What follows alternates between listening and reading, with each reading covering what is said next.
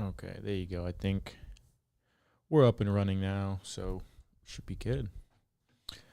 Um, was I gonna react to a video? We'll see.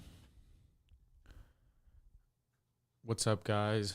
I just got done with my workout. Now I'm probably gonna stream for about 2 to 3 hours and then get some work done after that.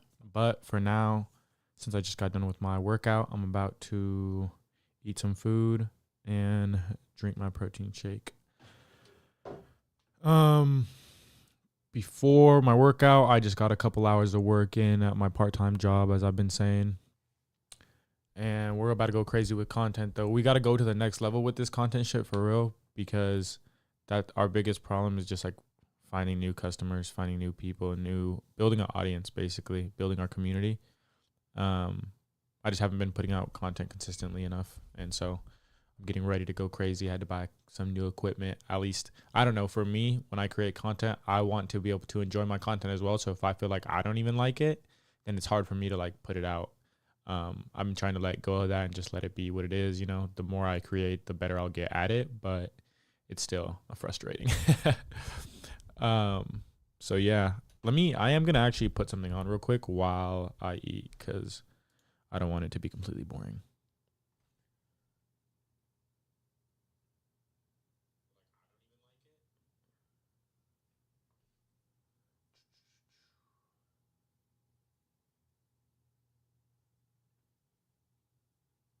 Come on. Pop out chat. Come here.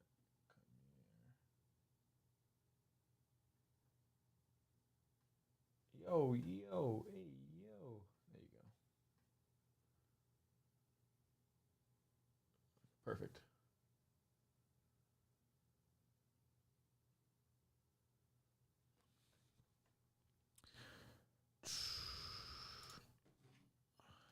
Gotta turn on my TV.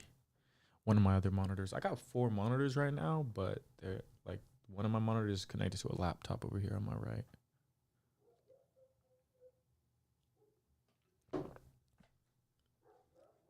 That was a little too close to y'all. Y'all could hear me like swallowing shit. That was weird. I'm gonna try to stream 3 times a week minimum. Time's not exactly sure. That kind of depends on my part-time job and like what I'm doing that day.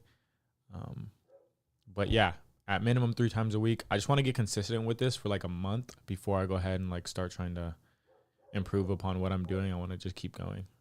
I felt like in the past I always kept stopping to iterate and like try to improve some things, but that just I don't know if that made me feel slower, move slower. Probably that's probably the case. But yeah, so now we're just trying to do this shit correct and just keep going, just keep pumping out content. Hopefully, like I said, as we go, we'll keep getting better at this. Honestly, my food's getting cold and it's kind of making me mad. I gotta keep it real. I need to pop this shit up. I'm happy with the setup though. I mean, I gotta fix the back a little bit still, but like I'm happy. Camera quality looks good. Where am I at? There you go. What should we watch? Let's see.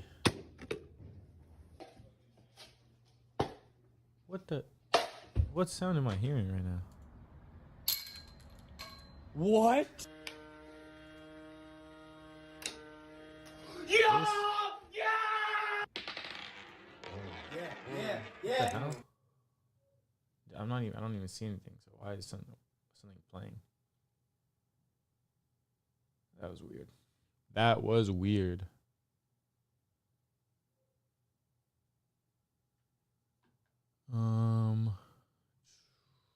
Let me see.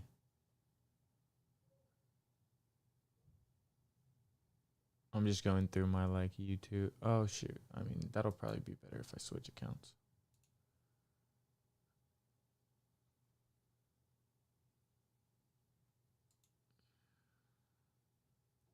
We got 3 different channels on YouTube, by the way, guys. We got one, it's Lyfe Spectrum Live. This is what you're watching here. It's for all my live content. Then we got Lyfe Spectrum Academy, which is going to be for podcasts and basically any educational content that comes out of the live streams as well. And then we got just regular Lyfe Spectrum, which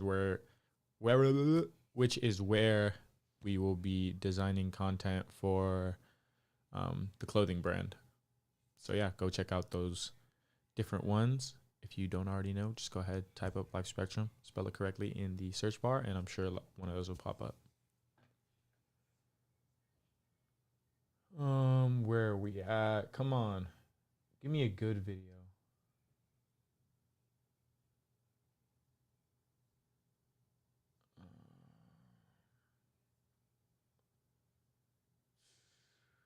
Man, that'd be a crazy interview. I don't know if I'm trying to watch that. Isn't there something new that came out? I feel like I saw a new video.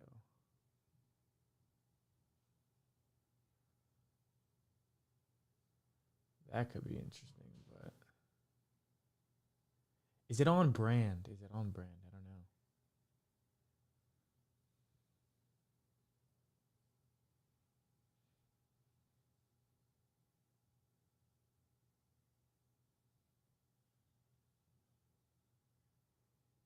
Come on.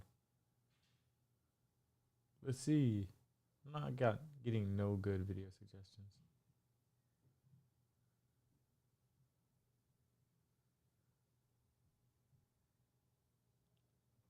You know what? I got an idea. This will be something solid. My food's been sitting for 6 minutes. It's getting cold. Come on now.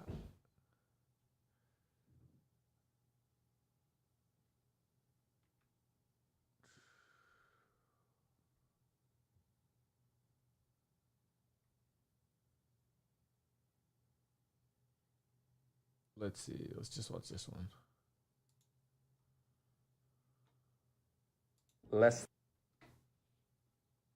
Man. Good ad. Fucking ass at running ads right now. It's just not going.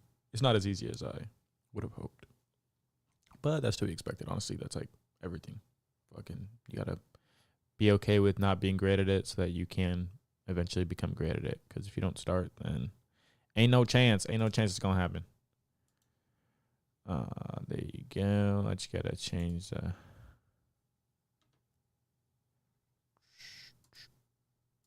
There we go. Damn, why is this so fucking big?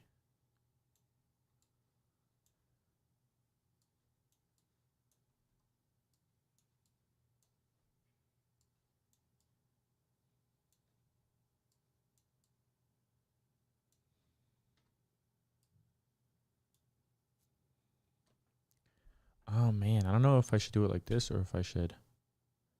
Yeah, it's probably better this way.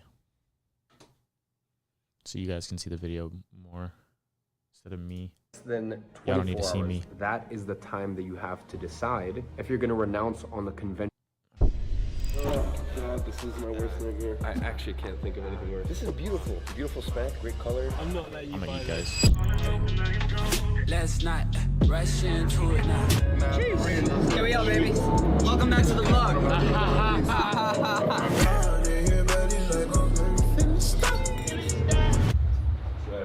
So, where are we going?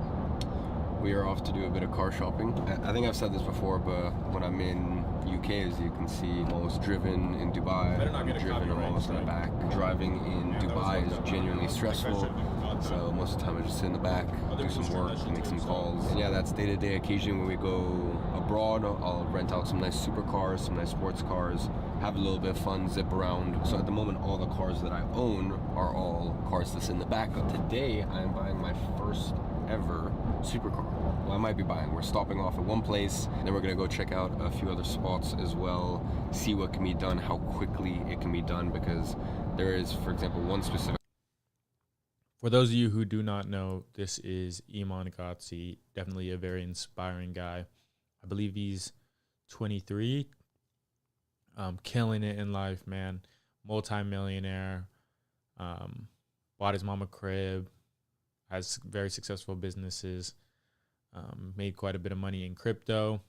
You know, he's just an overall 1% level thinker and executor, man, because he's killing it.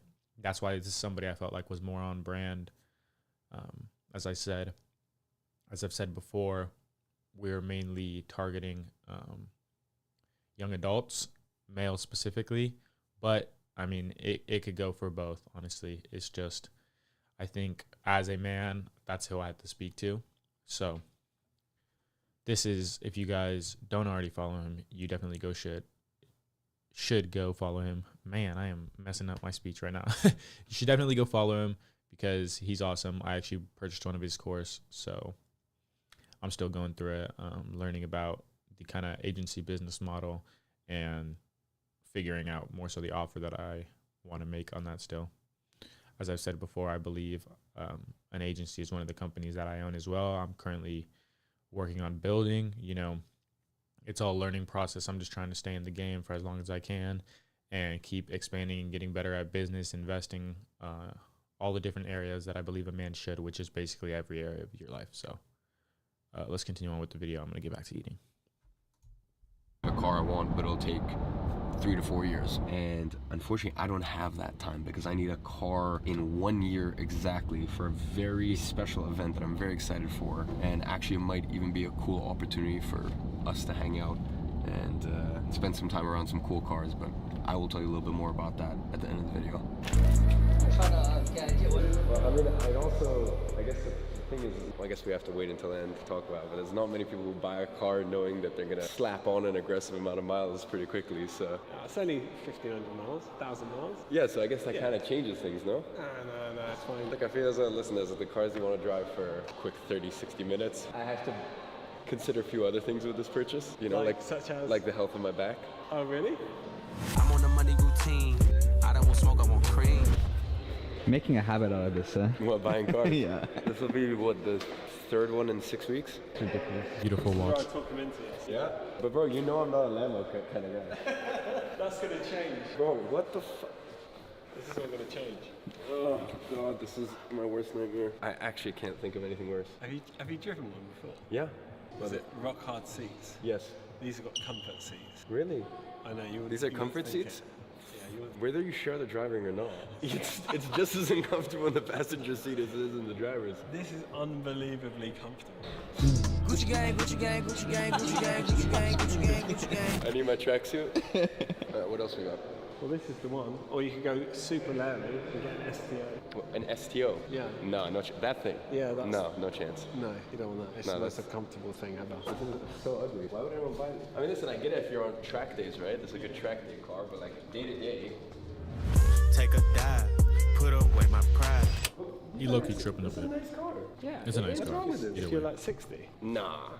What? How? I mean, yeah, it's nice, but you're in your 20s. Yeah, so? Yeah, but I have a Phantom, bro. I'm an old man, you know? This is beautiful. Beautiful spec, great color, nice interior, drop top. I'm sure the CarPlay in here is nice. Yeah, I'm sure it's great. I can get it nice and comfy on this one. I'm not letting you buy this. I'll buy that, I'll go half with you if you go half with me on a bet me. Oh god. Wait, let me just check my date of birth. No, I'm sorry. This is not gonna happen. Betty's are sick, I don't know what you're on about. Okay, I'll consider it. Okay. If you want something that's got performance, sort of the Lamborghini drama of V10 or V12, you want 5 seats, big boot space, this is the car you buy. You know what? I think this is probably the only Lambo I'd own. Yeah, like this is probably the only Lambo I'd buy. I have no use for it, but It's because you haven't been in an event at all. I have. you? But just not driven it.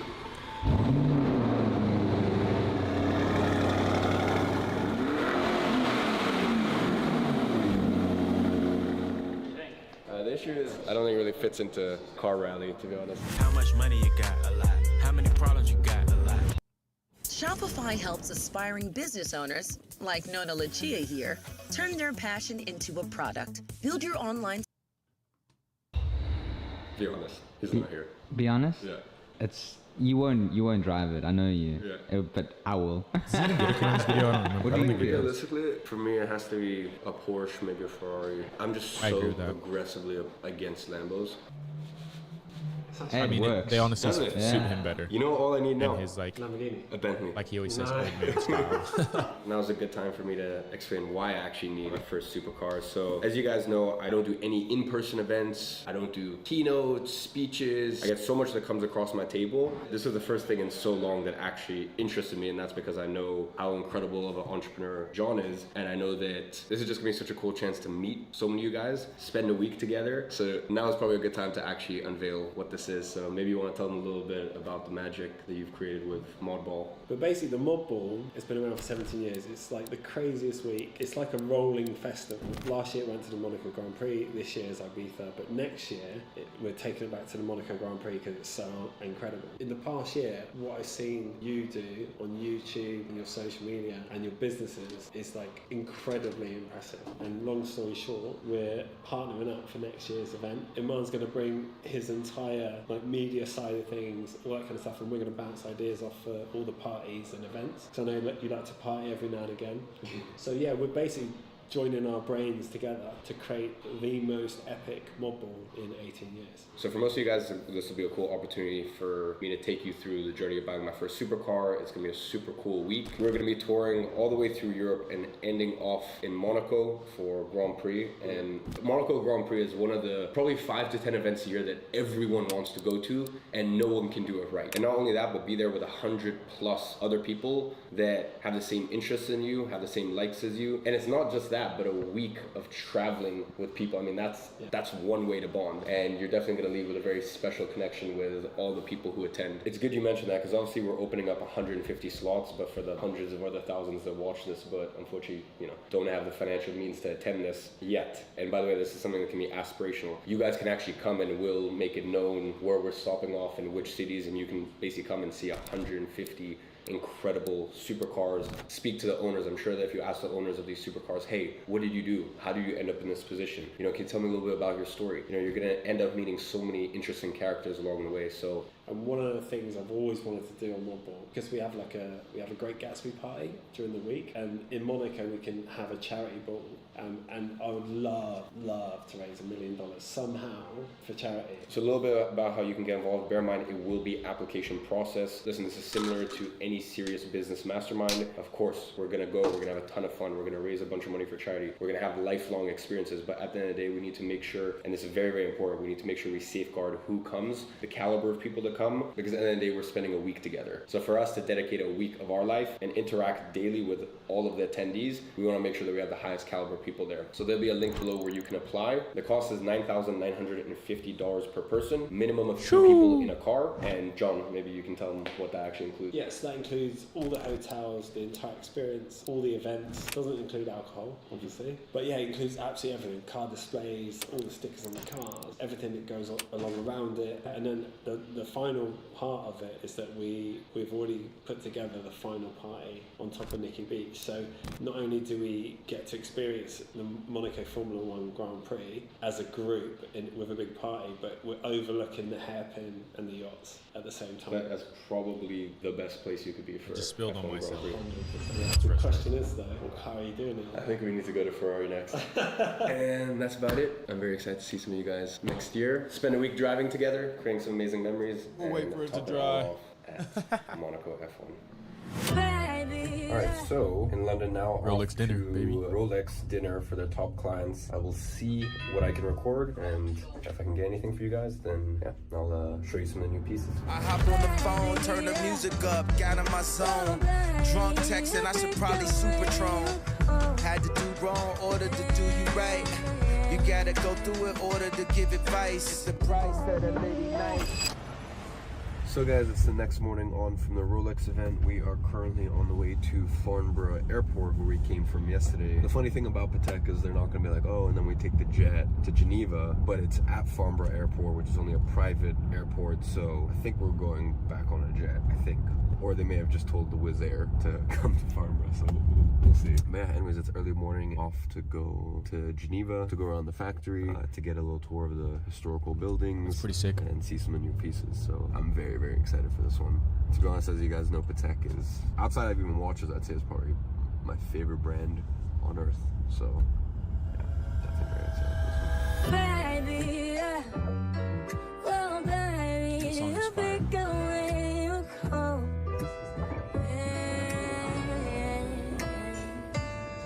5:30, the car missing. No text backs or call missions. I feel like we all victims. Docs is getting long. Drunk testing, I should not do Patron. What are we doing? Well, That's Amara sick. planned activities, and then the worst fucking activities on earth. Look at it. Segways, and you have to wear a helmet apparently. I can feel how bad it is. We got clay pigeon shooting, except it's fucking laser. This is pathetic. Amara took an L here. Amara took a fat L. Okay, so just So drive just go over them all the way Like that. round. Yeah, that's it. And then you've got to go round the pole all the way round on the second one. Come through here for the second lap.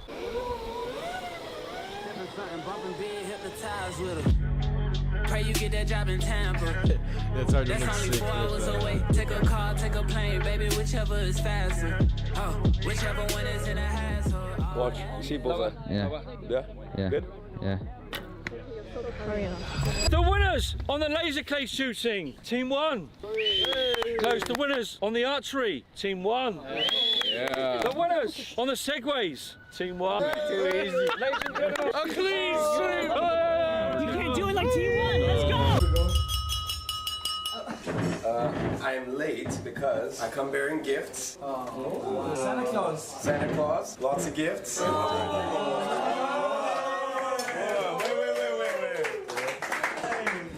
There's like What old camcorder is this? Keep on pushing it, moving till we're feeling it's broke.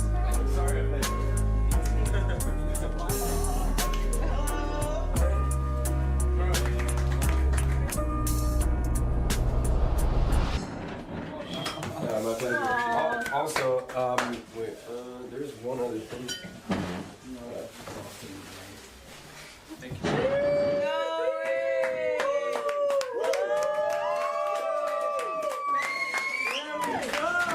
What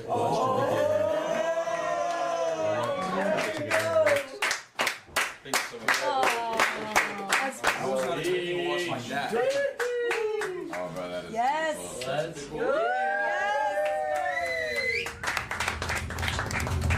Listen, I mean, there's 101 things I want to say, but as you guys know, I don't have much family. It's basically just me and my mom, only child. And, you know, when I was younger, I found that very difficult. I found it very tough just being me, myself, and I. And I'm sure, you know, maybe some of you guys have brothers or sisters, but maybe you felt a little alone and you felt like, you know, maybe you didn't have your tribe or the people that had your back no matter what. You know, as you mentioned, the people who you know you go to war with. I always say this, I think loyalty to me is such a big thing, and I think I know from the bottom of my heart that we all have each other's back, and I know from the bottom of my heart that we would all go to war for each other, and that's why, you know, listen, we do some incredible things for our customers, for our community, for the kids in Nepal, but like, I can tell you out of everything, for me, the most incredible thing about this company is having family, and you guys genuinely are from the bottom of my heart. Best family I could ever wish for, so I just want to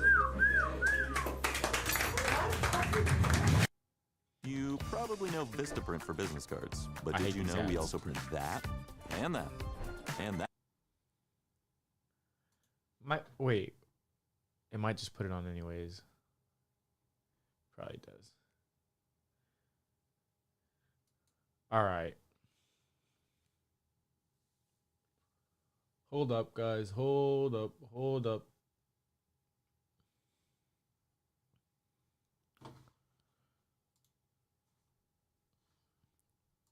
How can I do this? Okay, there's got to be something where I can draw.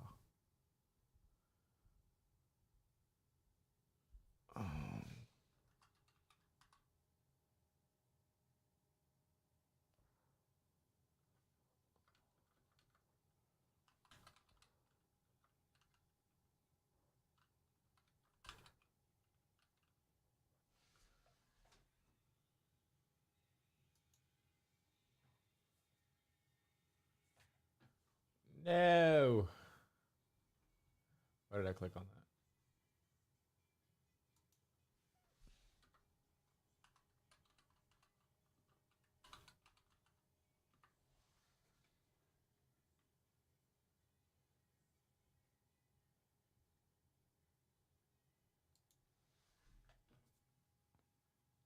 got this like pain in my neck.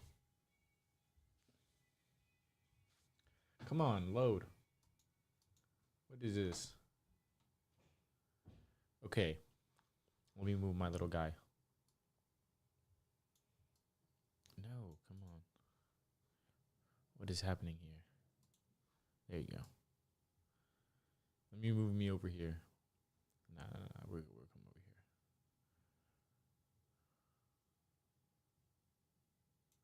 here. Okay, there you go.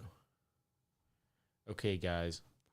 So right now, what I want to talk about is debt a little bit and credit cards. So, there's two kinds of debt, obviously. I don't know if anybody has read Rich Dad, Poor Dad, but if you haven't, you should. I'll say this about a series of books. The further you go, the more specific he kind of gets. Higher level. It's like almost going through like school, kind of. You got first grade, second grade, all the way up to 12th grade, right? The further you go, the harder it gets. Same thing. But there's good debt and then there's bad debt. So what is good debt? Good debt is the kind of debt that is also bringing you in money, is making you money, basically. Bad debt is the kind of debt that's taking money out of your pocket. So you could say, okay, but debt takes money out of your pocket either way, right? You're getting a loan for something, whether that be your car or a house, an investment, right? So yeah, you are borrowing money, putting you at a deficit. You're in debt either way. You're already out of the pocket. But here's the thing. There's something that you're going to do with that money, right? And so whatever you do with that money is either going to bring you in more money or it's not. If you buy a car and you just drive the car, then that's a liability that's taking money out of your pocket and not bringing you in anymore, right? Whereas if you get a loan and then you buy a property for $100,000, right? Which that may not be possible in your area, but there are areas in the United States where you can buy a property for $100,000 or less. If you get one that's cash flowing, then now you're bringing in money. So that's good debt, because even though you put yourself at a deficit, it was for an investment that you know is going to be bringing in money and eventually turn a profit. So there's those two types of debt. Most people have the bad debt. They're using credit cards, loans to buy things that are just putting them further and further in the hole, and it's not bringing that money back in to flip for a profit, right? So what most people are doing is they're using their credit card, they're putting groceries on it, they're putting presents on it, buying people all this stuff, or themselves all this stuff that they may not necessarily need or even have the ability to afford. Most of the times what this is keeping up with the Joneses, right? You're trying to compare yourself to everyone else. You're seeing things on Instagram, social media, comparing yourself, saying, I don't got this, I need this to feel whole or feel better or feel happy or whatever it may be, whatever hole it is that you're feeling within yourself. And they put themselves in a worse position. Whereas what the rich will do, and this is the difference, it's in two ways. You could be poor and rich in two different ways. There is physically, like financially, you're poor or rich, but there's also mentally, right? Because the poor, they have a certain set of habits, a certain frame of thinking, which causes them to stay in that position. Whereas the rich, they have certain habits and a certain way of thinking that continues to increase their wealth. So you want to begin to change your mind first, and that will then change your actions. So then you go ahead and change your economic state and create the life that you desire for yourself. So the rich, what they do instead, it's simple. Hold up. Let me use this board a little bit real quick. So you got one person. Handwriting's probably going to be bad, but you got one person. Person one. We're just going to go P1. This is F1 racing. That's a squiggly one. You get the concept. I'm not going to try too hard on this. P2. Okay, so there's person one, person two. This person has a poor mindset. This person has a rich mindset. So they go ahead and they think to themselves, I want to get this thing, this liability. Let's say it's a car, right? Just to drive. They're not trying to use this car any other way. It's a daily driver. So they think, okay, I want to buy a car. Boom. They go ahead, get their credit card out. And they say, I'm going to get in debt by, let's say this is like a cheaper car, but like, or maybe it's just a down payment, $5,000. Boom. So they go ahead and they use their credit card and they purchase a $5,000 car. These some big O's. It looks so bad. Anyways, keep going. So they got $5,000 on a credit card now. So that means they're negative $5,000. Boom. But now they got a car, right?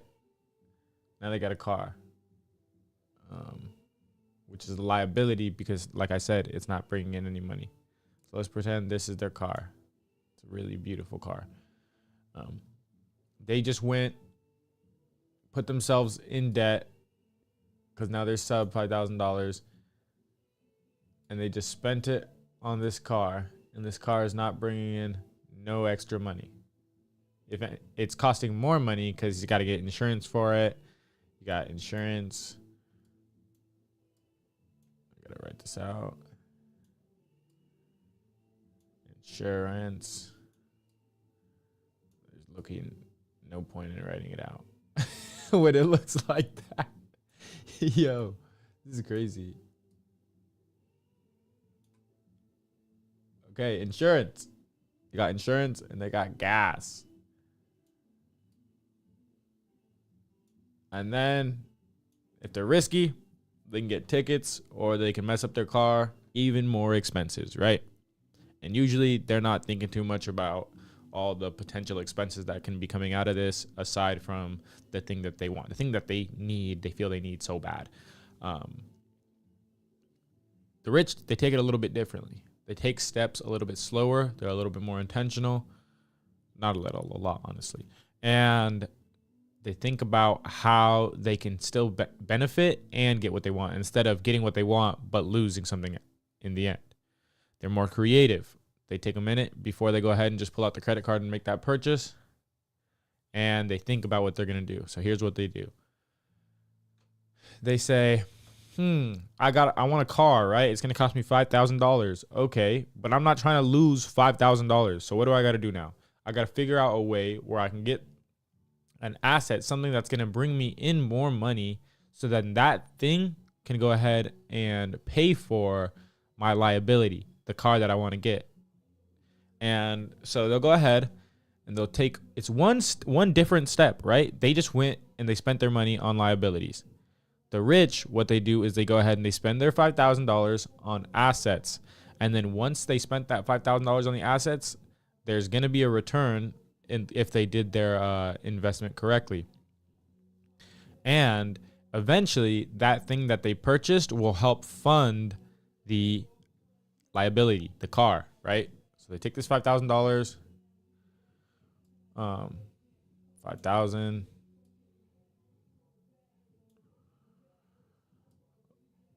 there you go. It's the Olympics. No, I'm just kidding. But anyways, so then they go ahead and let's say they purchase some stock of a company, right? So they got this is their certificate. They got, let's say, 1,000 shares. 1,000 shares of Tesla, let's say. They got 1,000 shares of Tesla. Boom. This is not financial advice, by the way. I'm not a financial advisor, but I'm just talking from what I've learned from my perspective. So they go ahead and now they have this investment of 1,000 shares in Tesla. Let's say some time goes by, boom, boom, boom. They're patient, right? They're not going to rush themselves into a bad decision, unlike the poor mindset. And then it doubles, let's say, right? So boom, their $1,000 shares are now worth double the amount of money. and they're gonna go ahead and pull out that $10,000, right? Because it went from 5,000 to 10,000. They're gonna have to pay taxes on it, of course, but we're not gonna go into that right now. It's a whole nother conversation. They're gonna have to pay capital gains tax on it, which is gonna be anywhere from 15 to 35% based on the length of time that it was held. So boom, now they pull out $10,000, which, as I said, it's going to be a little bit less than 10,000 because of tax. Or, well, a little is, like I said, depending on the length of time that investment was held. So boom, now they got $10,000. So over here, they went from $5,000 to being negative $5,000 and purchasing a vehicle. Over here, they went negative $5,000 to purchase an asset. And then the next step was, once that asset appreciates, they pull out their money to do the original decision that they wanted. Because it wasn't necessarily even about the investment right here necessarily. It was about the doing things in the correct order. So since they wanted to buy a car, like the same person up here, right? The poor mindset person, they both wanted to purchase this vehicle for $5,000, but they didn't rush into something. They figured out how they were going to go ahead and be able to keep their money and get what they want. So instead, they were strategic and creative with it. And they said, I'm going to buy these shares, wait some time. Eventually, I'm going to have the money that I need to purchase the vehicle that I want. One different step. Instead of going straight to the vehicle, they went to buy an asset. And that changed everything, right? Because now they got $10,000. Boom. They got $5,000 back. They got another $5,000 on top of that. And now they can go ahead, spend that $5,000 and purchase the car. Boom. So they got what they want and they kept their money. It's so simple, right? One different step. Of course, you can go into more detail and specifics about, and it can get more complicated into the specifics of understanding how to actually make that investment properly. But the general idea of it is one different step. Being a little bit patient, and instead of putting your money first in a liability, you put it first in an asset, and that asset hopefully will bring you the money you need to then pay for the liabilities.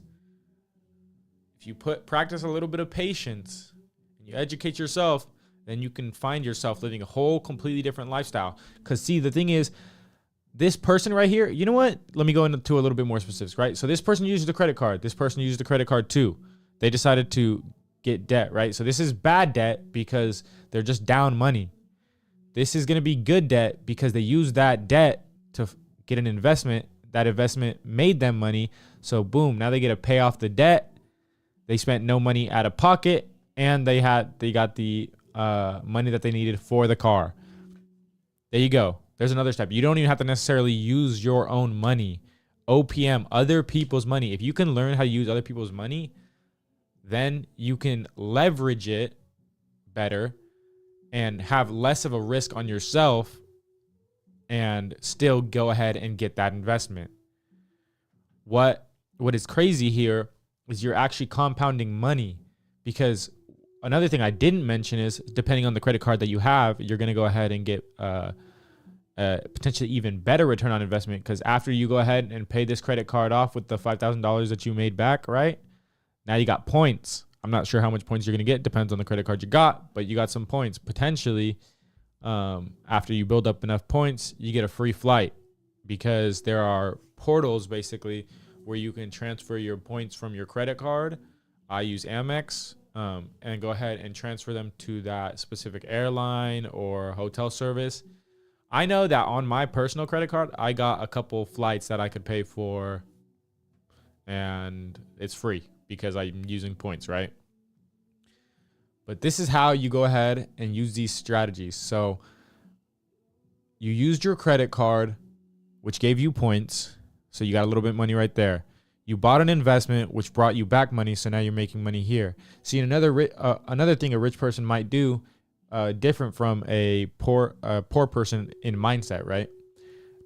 And in usually just in general with their finances, because if they have a poor mindset, then that plays out in your action.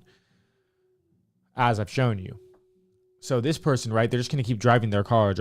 This person, potentially, they're going to say, hey, I'm only driving these cars at this amount of time. I'm going to go ahead and rent this car out and make some money off of it. Or they could even say, hey, I'm not using this car that much, and there's times where I have free time that I'm not really doing nothing, so I'm going to go ahead and use this car to deliver things, whatever it may be.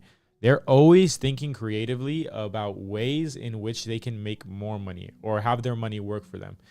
In the book, The Richest Man in Babylon, he talks about how when you have money that you saved up, you want to put it to work for you. And then the money that you put to work, you want to put it in a place where you know you're going to get a good return on it. So that once you go ahead and get that return on it, you even make the return that you got from your investment work for you. So now the money is recycling itself, increasing your wealth, and over time, that compounded time just adds to everything, meaning that your investments go ahead from, let's say, going from 5, 10, 15, 20. Obviously, as it builds up, 20 to 40, 40 to 80. I'm not saying your investments are going to double every time, but what I am saying is there is this compounding effect.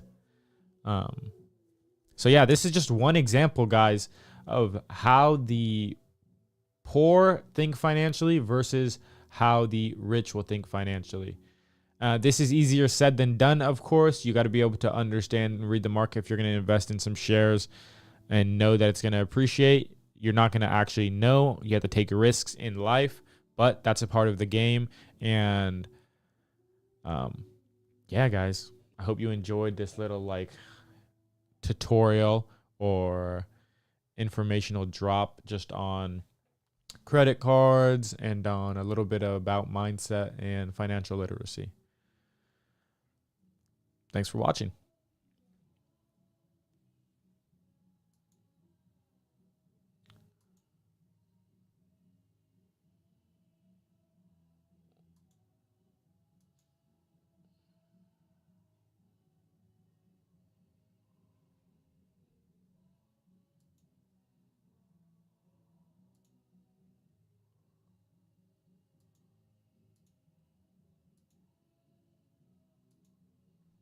Why is my mouse not working?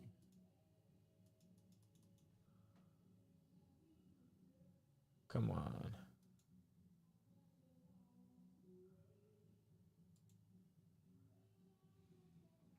Okay. What's up, guys? So today I'm back and I want to share with you a little bit more about what I've learned in regards to financial literacy. I am not a financial advisor. This is not financial advice. I'm just sharing some of the things that I've learned from my experience. So personally, I've never been in debt.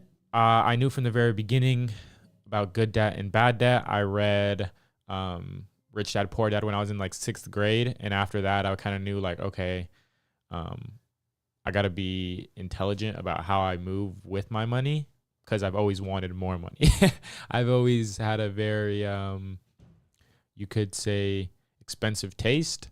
And I've always liked the finer things in life. So that being said, if I desire to live that kind of life, then it's on me to create that life.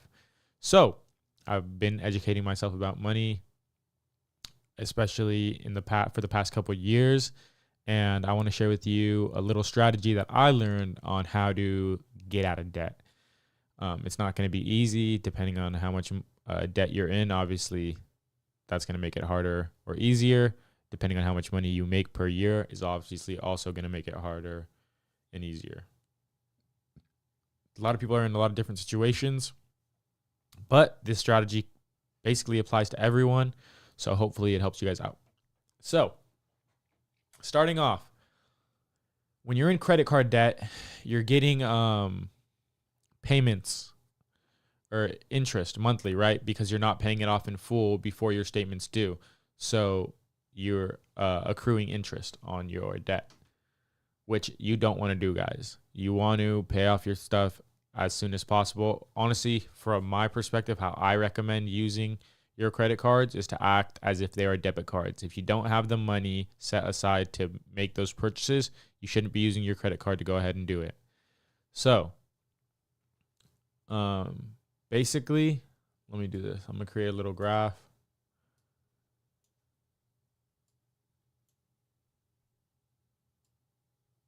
Right here. So let's say you got some personal debt. We're just going to go PD for that personal debt.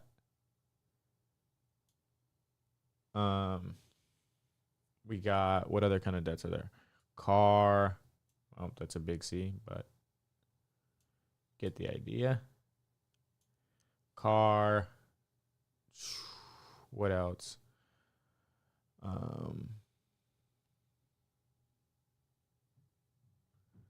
You have credit card debt. So credit card debt. What else? What other kind of debts do we got? Let me think. So this was personal debts, credit card debt. You got your car payment. Let's see, you got your mortgage. I'm just going to put more. This isn't going to fit. Oh, this does not look like mortgage. Anyways, mortgage. This is mortgage. Next, what other kind of credit card or payments do they have? Let's say school loans. We'll go school debt. SD. School debt. What other kind of things do people have debt for? Let me think.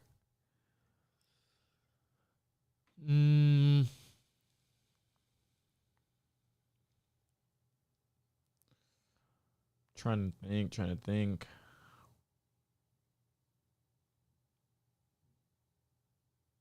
I don't know.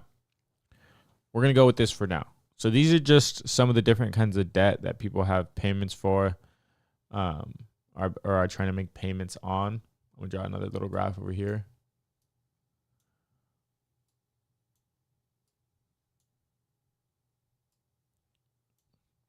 So let's say now I'm going to write out some numbers just to show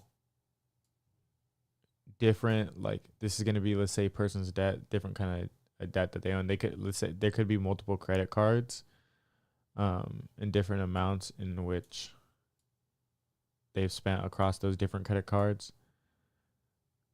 and how this strategy kind of works with getting rid of that debt.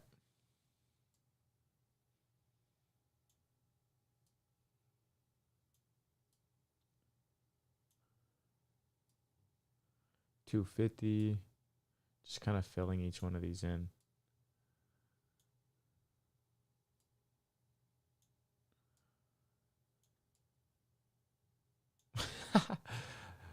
Oh, fuck.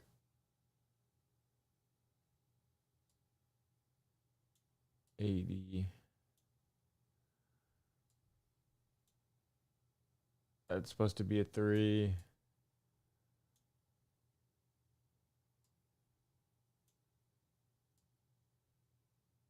$25. Okay. This is different amounts of debt that this one person has. So one person has 3,000, 4,000, 3,500, around $5,000 worth of debt, or close to $4,000. No, yeah. Sorry, around $5,000 worth of debt. A little over $5,000 worth of debt. So they make a certain amount of money per month, right? You make, let's say it's $3,000. Why does that keep happening when I write 3? Okay, whatever. They make $3,000 a month. They got other expenses, right? So they don't get to keep all this money. Some of this money has to go to tax, things like taxes. Right? Everybody loves taxes so much. Then they have other debts, food, mortgage, right? That's probably some of this debt. Mortgage, as we said over here. They got their car loan, things that they're paying off, right? So they're only going to have a potentially certain amount of money left over to try to pay off these debts. You want to make sure you're putting aside money, because the thing is, guys, nobody's going to pay for you except for you. Nobody's going to care about your financial status more than you.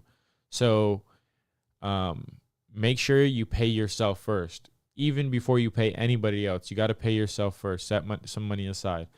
So let's say that they're able to set aside $200 a month to try to like pay these things off, right? So I recommend in this strategy, you start with the lowest amount. You always start with the lowest amount.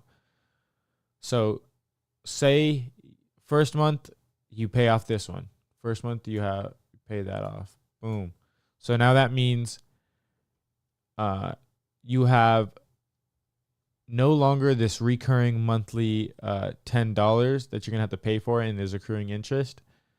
So that means you can literally save now an extra $210 that you can go ahead and put towards paying off your debt, because you previously had this money that you had to pay off, and in the next month, now you don't have to pay it off, so you get to keep it, right?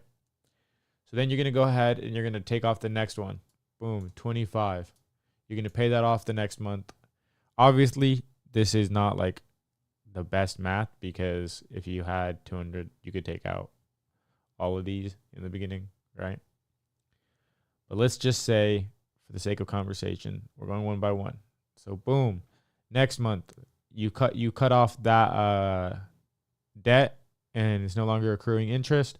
So then you get to keep $235 the next month. You see, as this number increases when this number decreases. And since you're no longer having to pay off this money, you get more money to pay off the rest of it. So then we got $80, which puts us around $325, something like that. Yeah, $325. Boom. So now for the next month, when you're going to pay something else off or pay something else down, you're going to go ahead and pay off this one, because this is the next highest number. You remember, you want to go in order. It's going to slowly stack up, and it's going to get easier and easier to pay things off. So then boom, in the next month, you went ahead and used your money to pay some of this down, and now you get to keep $425 a month. Well, that doesn't look like a 4 really, but it's okay. $425 a month. Next month, you're going to go ahead out and pay the next thing. You're going to slowly, like I said, pay these things off. And as you do that, this number gets larger, allowing you to pay more and more off every month of this debt. So you just took off $250, so that means you get $675 for the next month to use. Because basically what you're doing is, as you're getting this money back that you don't have to spend, you're able to increase the amount of money that you put down. Because you remember, before it was a debt, so it would take away each month, but now you get to just keep that money. So why not already put it towards paying down debt, instead of going ahead and spending, like, let's say the $10 from the beginning on some food or something? Put it back into paying down your debt. So then we go with the next one, $300. That's going to be paid off, and now you got $975. Because this is, guys, you got to remember that this is what you're paying off monthly. So it's this amount per month, right, being taken out. And as you no longer have to pay it, you get to keep it, as I keep saying. So boom, now we're at $975 that we're putting towards our debt every month. I'm going to go over here because I'm kind of running out of space. Oh, you guys can't see that really. But you get the basic concept. You go up to the next level, $300, you're at $975. Go ahead, pay this $500 off. You're at $1,475. You pay $1,000 off. Now that brings you to $2,000. Slowly and slowly, you start to see the amount of money that you get increase, because you're no longer having to pay off those debts. And you want to make sure at this same time while you're doing this, you're focused on not accruing more bad debt. Because obviously it's going to be a never-ending cycle if you keep spending money that you don't have and then keep trying to pay down your debt. That doesn't make any sense. It's not going to work. At the same time, I want you guys to think differently. Don't think, oh man, I need to get out of debt. Think, I need to make more money. As you pay down your debt, you will be able to use that money better. And then you'll stack up some cash to where eventually you have a little nest egg of cash that you're going to go ahead and invest into some things with. That may be an asset, or it may be reinvesting back into yourself, which is what I recommend in the beginning, because you need the information, you need education. Once you become more financially literate and actually understand how money is made, what money is, then you're going to go ahead and start making those investments. I also recommend you go ahead, buy courses, buy mentors, speak to whoever you need to speak to get you where you want to go. So yeah, guys, this is just a short little strategy on how to pay off your debt. You compound from the smallest debt that you have towards the larger debts. And then eventually you pay it all off, and then you become debt free. And as you learn throughout that time period and become more financially literate, then you start to learn how to create good debt. And good debt's what you want, because it allows you to pay less taxes, which is a no-go. We're not fucking with taxes. Obviously, we pay them because we gotta keep things legal. We don't want to go to jail. So we learn how to use good debt. Good debt's really what you want to understand.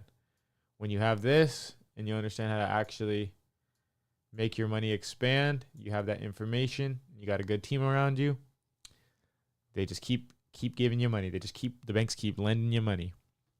So this is something I'm working on personally. As I said in the beginning, I never had any credit card debt. I don't use them like most people do. I use them as a debit card, and so I only spend the money that I have. But that reminds me, I do feel like I can get a tighter hold on my finances. I think I'm going to start. Yeah. And I think I'm going to show you guys a little bit, but that'll be for another time. So if you want to get out of debt, here's one strategy. I recommend you go ahead and use it. As I said, I'm not a financial advisor, but this definitely works. So when you guys do this, if you do this and it goes well, or whatever you guys have learned through this process, go ahead and let me know in the comments down below. And until the next time, I'll see you later. Peace.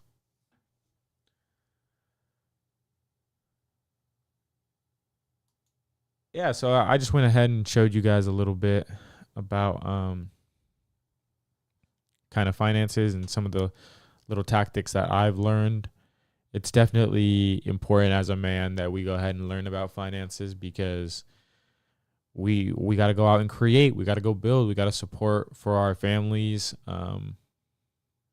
future or present families, whether you have a wife and kids or you eventually want to have that. You need to become the kind of man that your children and your wife will adore. And in this ruthless world, that means all the responsibilities on you. It all lies on you. If they don't feel that way, that's a you problem. You got to figure that out, because you need to turn yourself into the kind of man that is going to live the kind of life that you imagine. You turn your thoughts into reality.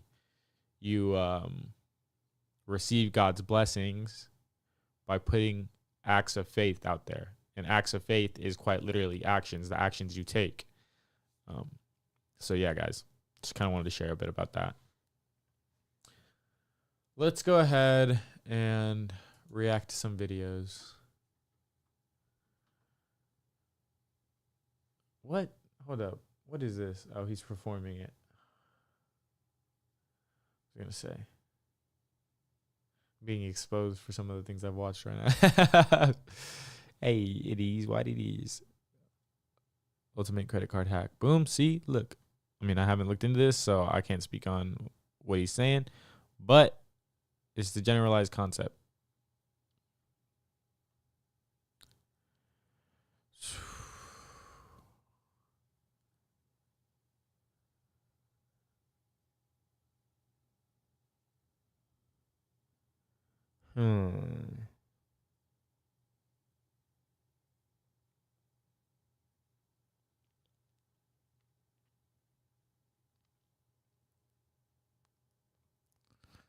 Kind of want to watch something with Luke Belmar.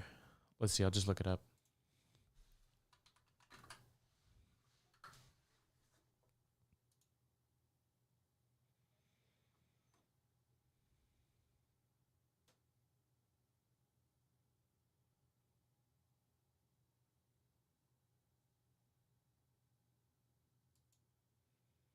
Let's see. Let's just watch There's this one. nothing more powerful than you making your thing happen, doing business on your terms. When I had an agency and I was running Facebook ads for people, reach out to me, this company that did stocks. So I reached out to the owner and I said, hey, within the next 60 days, I will double your company revenue. So that's what I did, right? They went from having like 3,000 or 4,000 customers in their trading center to having 10,000. Within one day, they called me and said, hey, can we fly you up to New York? Can we close this deal? I had a $100,000 a year contract signed within a week from these individuals to run their Facebook ads. Boom. How? Because I spotted and identified a need and I provided it. Guys, I need you to understand something. If you want to network with high net worth individuals, you need to be in a situation where you have leverage. And the leverage is where you can do something that very few people can do. You can do it better than others and you are hard to replace. Right? Whether it's through trust that you have, language barrier, cultural barrier, things of this nature. This is how you win. You have to have the ability to play the part, but fulfill the part. And you have to have the ability to spot the need, identify the need, and supply the need of individuals that are high caliber if you want to be in their circle, bro. It doesn't matter if you're rolling fucking blunts. You'll get in the room if you're the best blunt roller in the fucking game. True. You'll get in the room with the people that smoke the most weed. Snoop Dogg, fucking Wiz Khalifa, all these guys, you'll get in the fucking room. Why? Because your product, what you're offering, your service, your skill set to them is of value. So if you want to network and be around high net worth individuals and people of caliber, figure out their needs and provide them. And you can. Ton of people have needs. Rich people, poor people, they all have needs, bro. You just have to be able to identify them and supply them. Very simple. That's How do you identify them? That's the principle. And I can hypothesize, but but complicated, bro. I'm not trying to make these things complicated. I want to make them in a way that you can digest them in a simple lesson. You know, like, dude, we've been here for an hour and 10 minutes. Now, from here on out, anytime you talk to any individual, what are you going to do? Problem, right? You look at them, you look at their life. What's the problem that they have? Okay, what's the solution? Maybe if I don't see the solution, I supply it. How do you think I'm in business with fucking Cobra Tate? You think he reached out to me? No. I reached out to him. I said, you have this problem. This is a solution. This is the call to action. He's a decisive man. Within 4 hours, money was flowing. That's how we operate, right? Pay after the problem solved. Pay after. Okay, I like the way that you work. Okay, perfect. Let's work. Boom. Oh yeah, well, we take 50% up front. You know, we just to make sure. Up front, they put it as fraud. Bro, I'm so fucking precise and confident.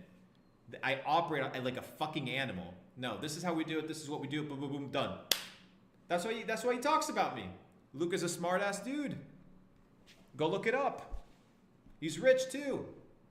Why? Because quality recognizes quality. Potential recognizes potential. You know, that's the name of the game. And you can do the same. And I'll be doing this for the rest of my life. When I'm worth 250 million, I'll be doing it to the guy that's worth 500. When I'm worth 500, I'll be doing it to the guy that's worth 1 billion. When I'm worth $1 billion, I'll be doing it with the guy that's worth 5 billion. And I'll continue to do it for the rest of my life. That's what the guy need to work on for sure. So this that is how you guys are networking going to aspect, start. Because I don't really have people around me who are like killing it in business like that. I do know people who obviously have skills, who have been able to create businesses that are doing well, but it's not like they're business savvy people. They just have had a long time in their trade or craft, whatever you want to call it. And I need to get around more people who are financially like-minded, who kind of have already done some of the things that I'm looking to do, and network, figure out, like he said, what are some of their problems and how can I help solve them, even if it's in like a small way potentially. Whatever, just to get around more people, for real.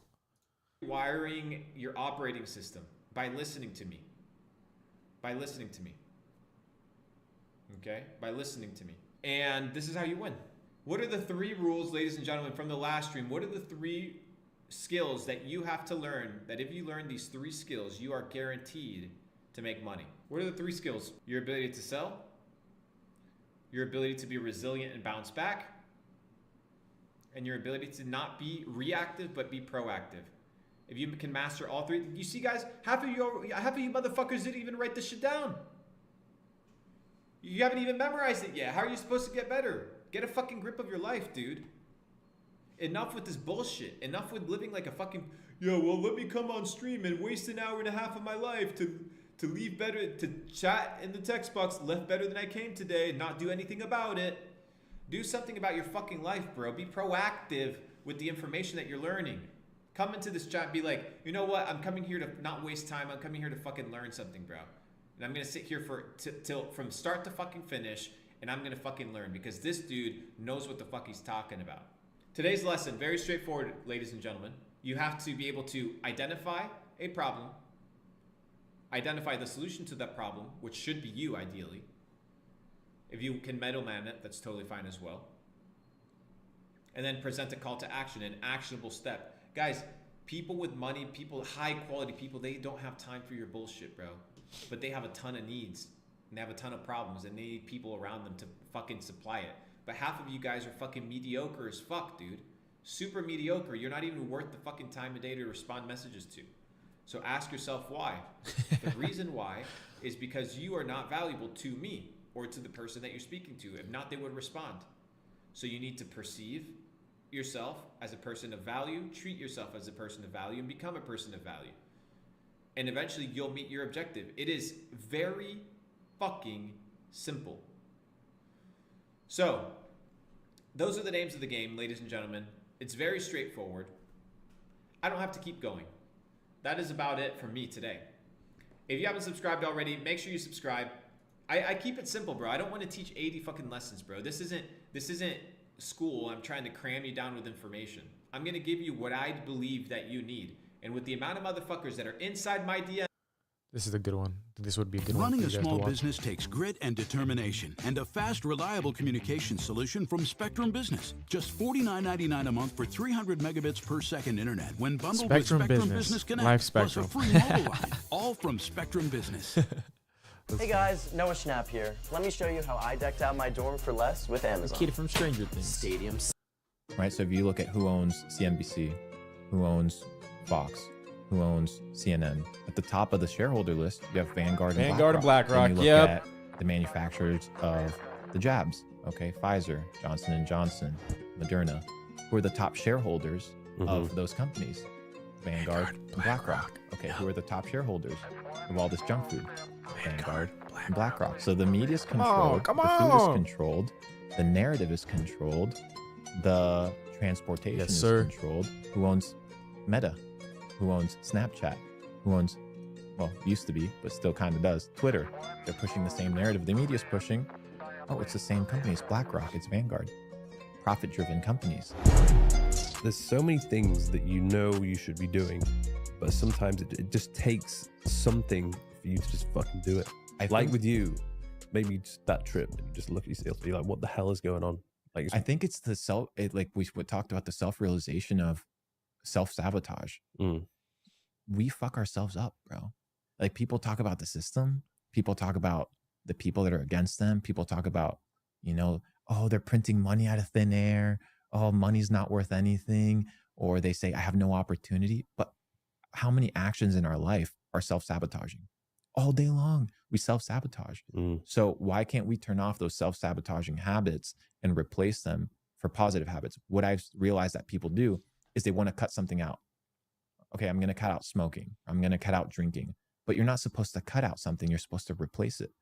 Because there's a quote that says, an idle mind is the devil's workshop.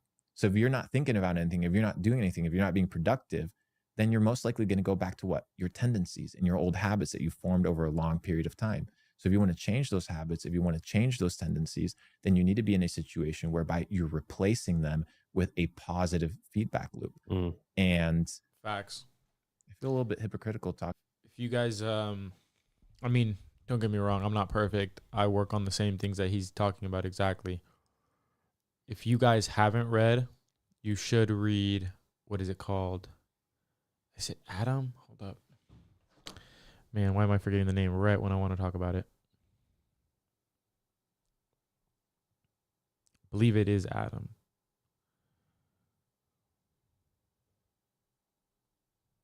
Atomic Habits, that's what it's called. Adam. I was close. Atomic Habits. That will go into specific. I've read other books. I haven't read that one specifically, but I've read other books that basically talk about the same thing. Understanding how habits are formed and how you can reprogram yourself and change your habits so that you can get different results, because you don't want to be insane. The definition of insanity is like doing the same thing over and over again, expecting a different result. And that's most people, I think. They're over here dreaming about their lives, dreaming about what could be, what should been, while they're not doing anything different. To change your life, you have to change your life, quite literally. So change how you think. You can't keep thinking the same thoughts or in the same patterns.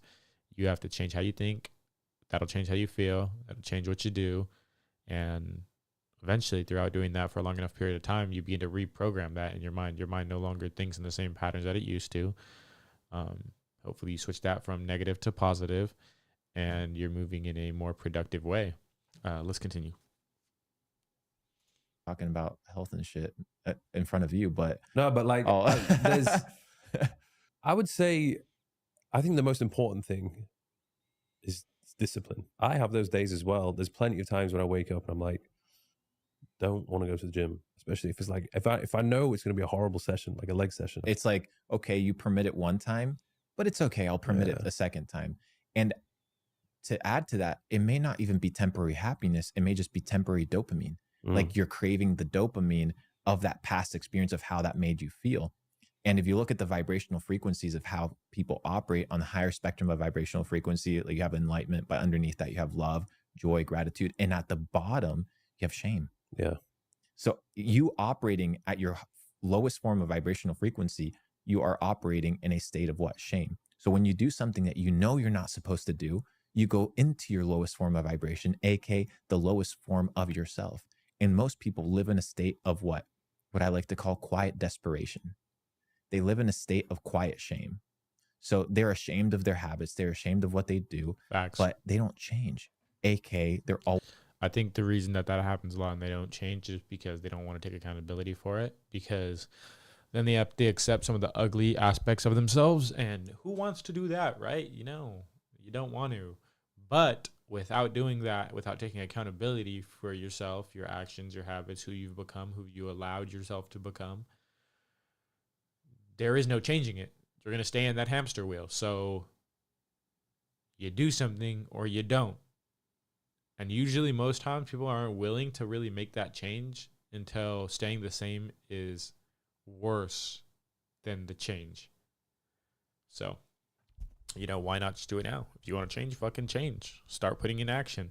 Take those acts of faith, and eventually you will, in time, become that person. But if you don't mimic that person, if you don't act how they would act, then how are you going to ever achieve that? How are you going to ever attain that lifestyle, those habits, the wife and kids, the ability to sell, whatever it may be, whatever your goals specifically are? Because everybody's goal is going to be different. So you got to kind of break out that plan and break down that plan into something that makes sense for you specifically. Always living in a low state of vibration. And you see them walking around. They walk unhappy. They operate unhappy. When they interact with people, they are unhappy. Why? Because they're not the best versions of themselves. Yeah. I was in that state. I think it was in 2018. I was in a long distance relationship where I barely got to see my girlfriend. I literally had no social life. I was bored, and I was thinking to myself, there must be more to life than this. And because I was bored, because I wasn't doing anything that was providing me with joy or happiness, I would just resort to food, and that was my temporary happiness. Trying That to build was weight, so also it's not bad for me. I'm trying to get to like 190. I'm like, honestly, I don't even know my weight. I look, need to go measure my shit right now. Not right keeping now, me but at this you know very what I low mean. level of vibration. And I noticed that when I decided to sort my life out and be like, right, there's be more to life than this. I'm going to go out. I'm going to do this. I'm going to do that. I traveled a lot. I moved out of London, and I realized I naturally just became a hell of a lot happier. And when I'm in a happier state, I have like no interest in eating bad food. Yes. And for many people, eating is a form of coping. It's a coping mechanism. Have you fasted? Have you done like some pretty long fasts? I've never done, I don't think I've ever done a 24-hour fast. No? The longest one I did a few times when I've done it during Ramadan. Yeah. And I think the very longest one was when I did it in the UK, because I had a client when I was a personal trainer. He was doing it. So I was like, do you know what? I'm going to do it as well, because I'm curious to know what it's actually like and how I would train if I'm going to be fasting all day and not drinking any water. So I think that it was in the middle of summer. So the sunset was at Train Allah. 9:30. Yeah. So that was a full day. That's all we do now. No food, no water. Focus. Not Straight eating focus. the food was doable. I think since I started intermittent fasting, to begin with, it's like really weird, and you're just thinking, I need to eat. I'm not going to survive, but you will. Of course, you will. You have so much stored energy. It's just like impossible for you to not survive. Yes. But not drinking the water was more of a challenge. But have you done like water fasts that are just like, or no? No. Okay, so people that do water fasts, and I experienced this, 2 days into your water fast, you start roaming the kitchen. Imagine how much mental real estate is occupied by eating. Yeah. Like, oh, okay, I have to eat breakfast, eat lunch, eat dinner. Dude, that's a fucking huge psyop. So you need to evaluate, in my opinion, the source of the information that's telling you what you do, instead of just adopting that philosophy and those belief systems, and always asking, what is the source of the information? Why are they saying this? And is it true? Yeah. Nobody does any critical thinking anymore. Nobody, brother. People are just, whatever they see, they believe. And I don't know, when I kind of came to the realization that this was not the way to think, I think before COVID, but particularly around COVID, I started questioning everything. I was like, why am I being shown this on the news sites? It's like, why are they choosing to talk about this and not the other things? Like, why were they not talking about just going outside, being more active, getting all your vitamins, and being healthy? Why were they just saying, hide, cover up? Health is wealth. Avoid it people. comes first. I mean, the answer is very simple. You just have to look at who owns the company. The healthier you are, the better you will be in business. Who owns CNBC? You hear that who everywhere. Owns Fox? Who owns CNN? At the top of the shareholder list, you have Vanguard and BlackRock. Then you look at the manufacturers of the jabs. Okay, Pfizer, Johnson & Johnson, Moderna. Who are the top shareholders of those companies? Vanguard and BlackRock.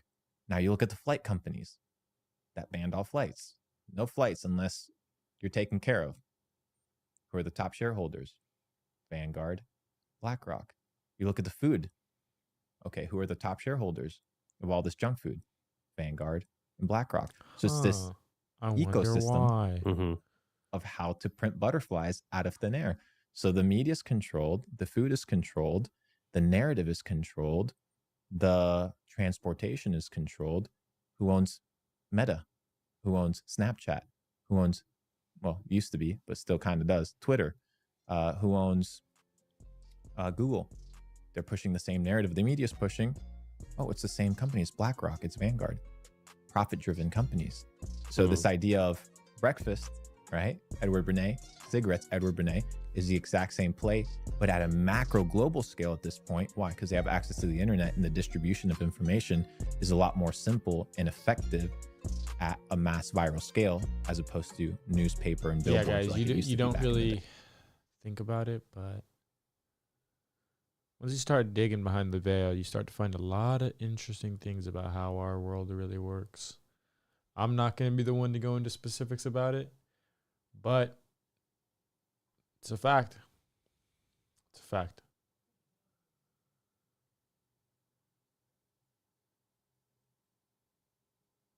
We're going to watch this real quick. Time when you were in school that they put you in problem-solving methodology in a group scenario. They don't. They want to keep you isolated, dumb, alone, afraid, naked, gross, depressed, suicidal, GMOs, fat as fuck, angry. It's absolutely insane. Tell me more, bro. I'm telling you, you gotta fix this shit because it's not. And this is something I'm big on entrepreneurship, bro. Is like health and wellness, dude. Because it's like Tristan just said, bro. If you ain't alive, you fucked up. So okay, what can I actually eat? Because bro, my diet is terrible, bro. Like I eat it every single day. You know the thing is though, you ask these questions. I feel like you already know the basic answers. You eat McDonald's every day. You know not to do that. So you're trying to get into the specifics without covering the basics. You know what I mean? It's like when people care about fitness, it's like, okay, what's the exact correct technique to lift this and lift that? People who don't train at all, just go running and do some push-ups. Everyone knows like the answers. Step one, stop eating McDonald's every day. Yeah. Like that. Once you do that, worry more about the exact specifics of what you're eating and what you're not. What I would say. That's a good point. What I would say something's really good is always being conscientious of what you eat. So, at all times in my life, I have some sort of dietary restriction, right? So I limit some sort of thing. So right now, like I limit high fructose corn syrup, like processed sugars. I don't do any of that garbage. I don't do caffeine. So I limit my diet. Why? So every time I eat, I'm conscious. Bro, think about the most basic, common things that everybody has. Eating, sleeping, exercising, the most basic elements. When was the last time, bro, that you were like, I feel hungry, I'm not gonna eat. I'm gonna diet. I'm gonna fast. On a plane, I can move. So let me tell you this one, bro. What if what you're experiencing isn't actual hunger? Look, we want to change the lights. Is addiction. Holy shit. You're right. Because you're training your brain, bro. Like your body. Wait. Hold on. But like my lifestyle, like I'm always like out and about. I'm not really home to like cook. So you like don't have to be home and cooking, bro. It's about being aware, bro. It's about being aware. Like maybe when you feel like, I'm gonna go to McDonald's or I'm gonna go to Taco Bell. Maybe it's not that you're hungry. Maybe your body's craving the poison, bro. What if the food is designed specifically to make you an addict? And that is perfect example. Coca-Cola. Is Coke, would you say it's sweet or is it salty? Sweet. Perfect. Guess how much sodium is in Coca-Cola? A lot. Why? Because it's addictive. Not only that, why? What does salt do? It makes you thirsty, bro. It dehydrates you and makes you drink more. I kind of like the purple, I'm not gonna lie. Salt, sodium in it, we get thirsty to drink more, and then they put sugar to cover it up. What up, Cobes? What up, Cobes? Where you at? Right, we talk about electrolytes and it boosts you up. I need to talk about this. Putting it into the actual plastic bottle. What is it called? What is boiling plastic, right? Boiling hot water or liquid and plastic do? It dissolves the plastic into microplastic. Into the drink. Into the drink. So you When drink you're plastic? drinking Gatorade, yeah, microplastics. And there's petroleum-based ingredients in it as well, a lot of stuff. You know, it's a perfect example of like, okay, you know what? That's why we don't vape. We don't do any of that shit, bro. Okay, I do hookah occasionally, but it's not the best. let's be devil's advocate here. Yeah. All right, you guys are telling us all this information, but guess what? You're gonna die anyway. Yeah. So what? But here's the thing: is how do you want to live? Yeah. It's not how do you want to die. It's how do you want to live? Like, do you want to wake up brain fog, like an accident, fucked up, or do you want to wake up in a scenario where you feel empowered to take over, to conquer? Well, yo, what's good, my brother? What's good, G? How you doing? Just pushing more more Peter, more sweeter, more greeter. Let's go. That's what we like to hear, baby. What's up with it? Just streaming. Did some like tried to do practice, like kind of like teaching a little bit in regards to some finance stuff that I'll hopefully like chop up later and turn into some videos. But did that for the first half of the stream. Now we're just kind of learning together, watching some YouTube videos. All right. I see. So you gave like a little finance like presentation or what? Yeah, pretty much just kind of talked about debt a little bit, like different kinds of debt, how the cash flow is different from a person with a poor mindset versus a rich mindset, and a little bit about like how to pay off some of your debts if you have any, like credit card debt, shit like that. Ooh. Yes, sir.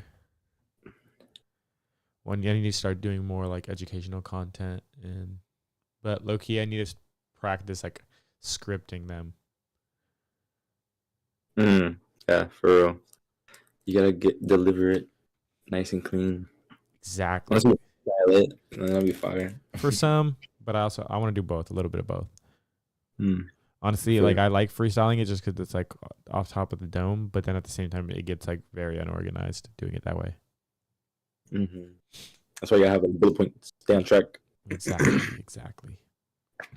Fire. You said you wanted to talk about tech packs? Yeah, so let me pull up my tech pack. Or it's not on here, but if you look at some of the tech packs, I think it's the hoodie and the sweats are the only ones. Maybe the shorts too. They have like that table, where you put all the measurements and the name of the measurement or like what it is. And like there's like not enough spaces, so I wasn't sure how you wanted to go about doing that, or I didn't know how you would do that. You want me to tell you, or you want me to do it? I'll tell you how to do it. Yeah, I think I'd be down to see how to do it so that I could just do it when necessary as well. But let me stream. Bet. Porn. Oh, I'm just kidding. Nah, that's the other screen. Oh, other tab. Yeah. One of the sweats. Workman pants. Yeah, once we finish making these tech packs, I'm gonna make the new ones. Yeesh.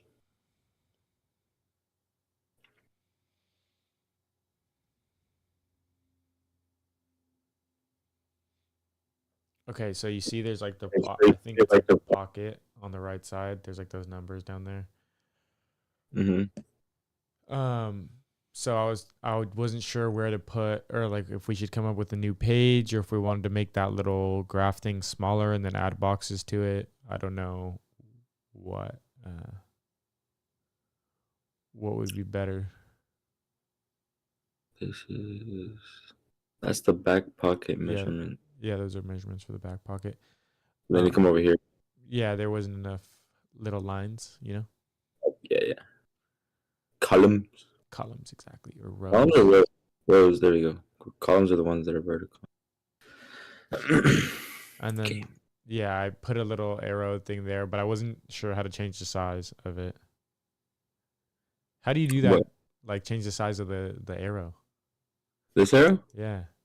How'd you get that box around it? There's no fucking box when I touch it. You just click on it. Bro, that doesn't work for me. I swear to God. It's because some of these are like in a group. So like when you click on them. Bro, let me try it right now. Hold up. I'm gonna try on my Mac. Like I think this. Yeah, see that if I touch this, like it's selecting this whole thing, right? It's because it's in a group. So if I wanted to like move the individual sweat like that, I gotta click. That literally doesn't work for me. I'm clicking on the arrow, the same arrow you were clicking on, and nothing happens. Hold up. Your stream is so far behind. No, you can't see it on my stream because it's on my Mac. Oh. So like I'm like that. I was clicking on it and nothing pops up. Which one are you clicking on? The same arrow you had just clicked on, the little one next to the waistband. Not that one. What is it? Click on over here, like on the left. On the same one you're on.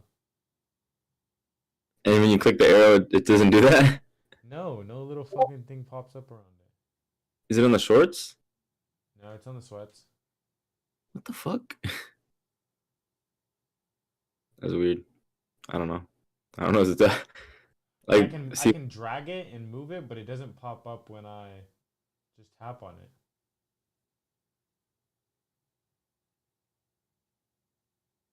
it doesn't pop up Like the little border thing around it that would allow me to change the size of it. when you, like, does it give you like the little option? Like, you know how I'm like going around it? Does Yeah, it do nah, that? it doesn't show any. That's what I'm saying. That shit doesn't pop up when What I the click on fuck? it. What does it say up here in the top? Layer. I said,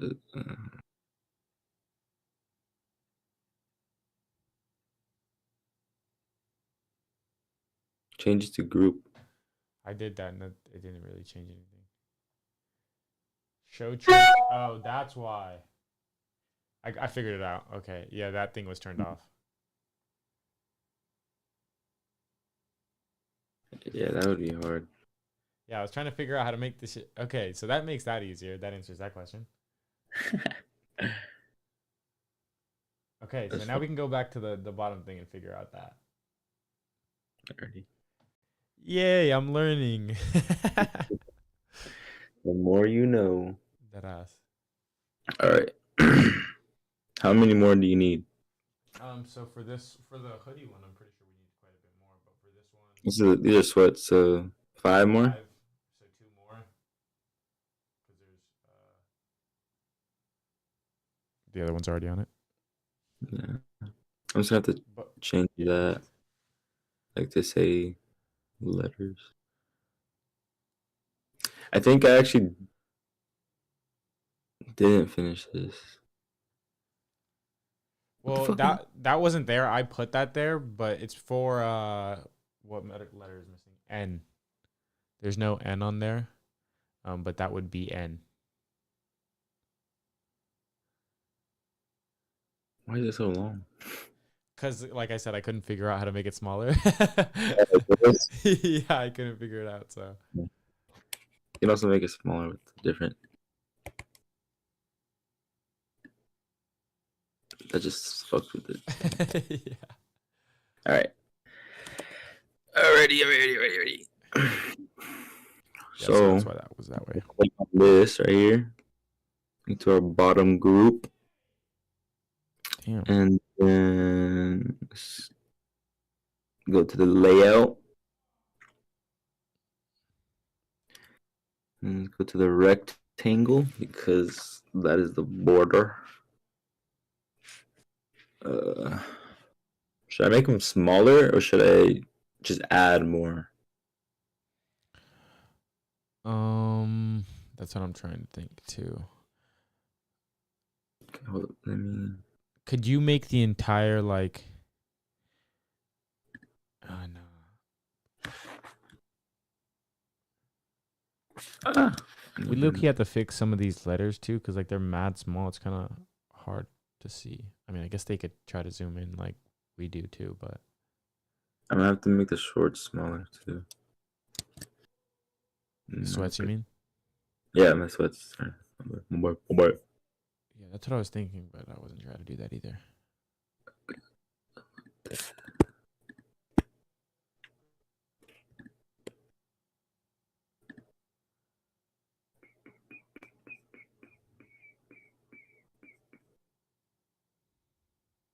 Damn.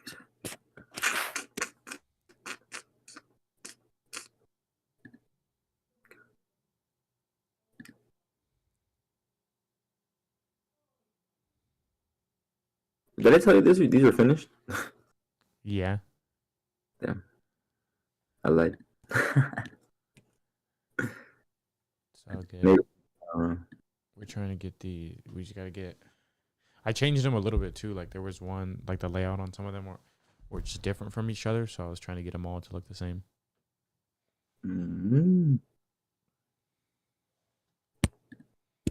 I hope I got the name of the stitching correct.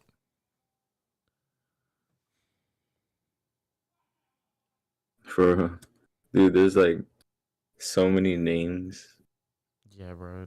It can be a bit confusing.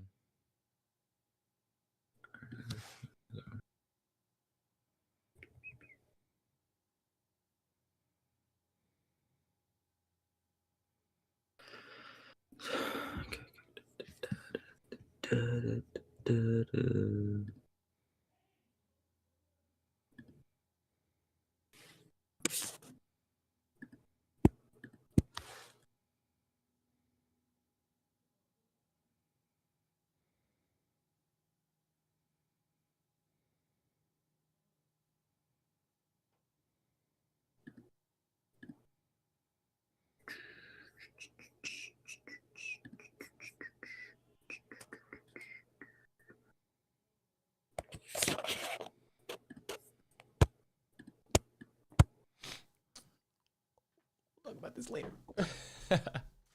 Fuck. What?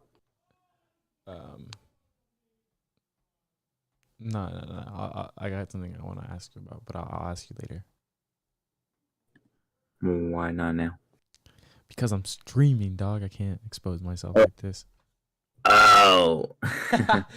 Ow. You fucking sound like, what's it called? I don't even remember. I don't know. What you trying to say, bro?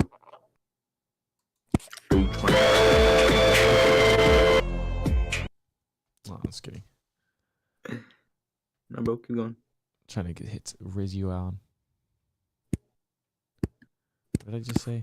Riz you on? What the fuck does that mean? Riz me out. Sounds like. What the fuck? Riz me out, bro? Wow. I don't even know what that means, to be honest. Dude, that shit was crazy. Riz me out? What the fuck does that even mean, dog? I don't even know. I'm trying to figure out, bro. What the hell? Boy, what the I heck? clicked in a random. Fuck. You fucker.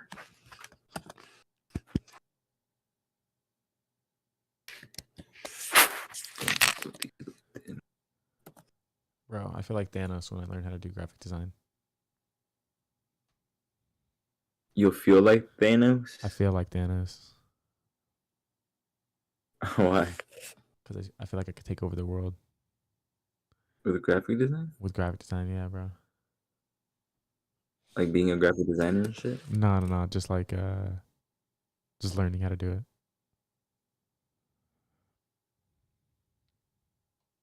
I'm kind of confused. Like when you get to a certain skill set in graphic design, you'll be Thanos.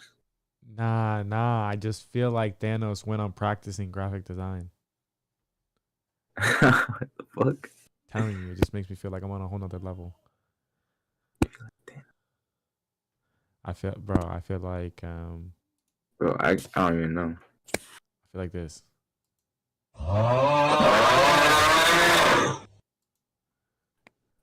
Like I'm floating. At the snap of a finger, I could just make anything.